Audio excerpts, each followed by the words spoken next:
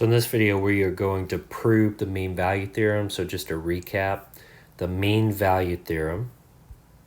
Okay, what does it say? So with the mean value theorem, it's a theorem of differentiation. We assume the hypothesis is this, that f is continuous on the closed interval and f is differentiable on the open interval. And if that's the case, then there exists at least one number c between a and b. That's what we're saying. So there's some number c between a and b such that the derivative evaluated at that number has the same slope as the secant line formed between the two endpoints. That's all. It's a fancy way to say that right there. Okay? So I want to prove that that's true. So in order to prove something, I have to start with a hypothesis. I start with the assumptions that are given here, and somehow I use those assumptions to get to the conclusion that there's some f prime of c where c is between a and b where it's equal to the secant line. Okay? So let's do that. Assume f is continuous on the closed interval a to b and it's differentiable on the open interval a to b.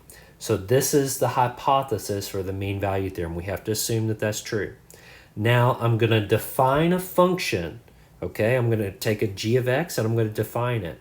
And I'm going to call g of x equal to f of x, another function, minus, okay, f of b minus f of a over b minus a times the variable x. Now you're thinking, why in the world, Mr. Clark, would you define a function g like this? Well, there's going to be something pretty cool that happens here. Okay, so g is defined in terms of f, which is a continuous function, and this x times some number, right? So some number times x, okay?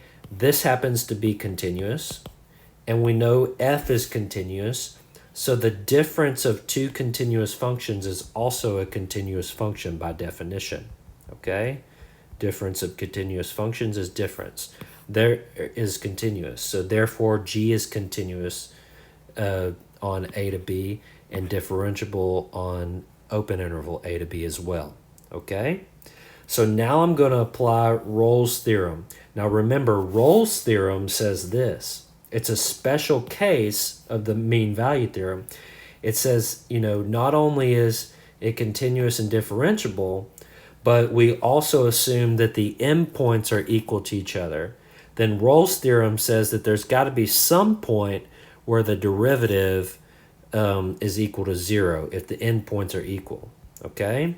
So what I'm doing here is I'm kind of cheating, right? I'm applying another theorem that we proved in an earlier video to help me prove the mean value theorem. It's not really cheating, okay?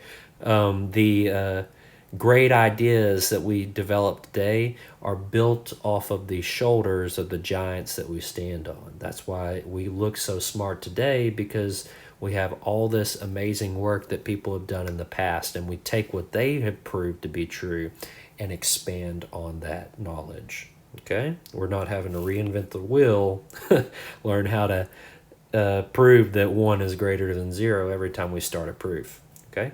So that is, there is at least one c in AB such that g prime of c is equal to 0. That's applying Rolle's theorem to g of x, okay? So there's at least one c where g prime of c is equal to 0. And we can apply Rolle's theorem since it satisfies this part of the theorem as well, okay? So therefore, what does that mean? 0 equals what? G prime of c, for that c between a and b. Well, what's the derivative of g of x? The derivative of g of x is f prime of x. The derivative of f is f prime. So that's f prime of c. Okay, we plug in c, right? There's some c in there. And then what's the derivative of like 5x? Well, the derivative of 5x is equal to 5, right? So the x goes away and we just have the constant, right?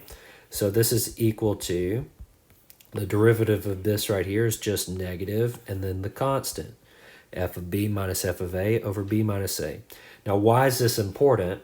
Well, look, this whole thing right here is equal to 0. Well, how do I solve for f prime of c? I just add the constant over to the other side. And now I have what? F prime of c equals this constant that I want. It's very awesome. Okay, so f prime of c literally equals the secant line slope. And this, my friends, is the mean value theorem.